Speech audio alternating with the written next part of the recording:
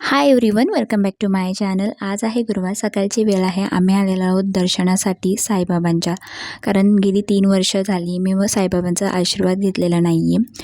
Pregnant होती, त्यानंतर delivery झाली. अगस्त याच्यामध्ये पूर्ण गुंतून गेलेली. आज मुहूर्त लागलेला आहे. माझा मुलगा देखील पहिल्यांदा साईबाबांना बघतो.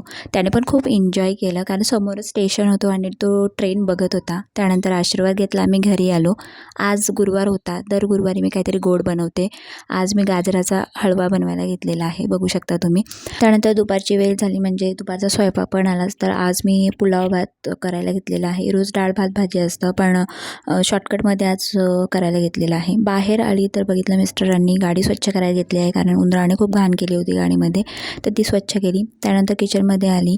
तुपामध्ये काजू मस्त भाजून घेतले आणि ते हलव्यामध्ये टाकले. त्यानंतर साखर टाकले आणि आपला हलवा रेडी झालेला आहे.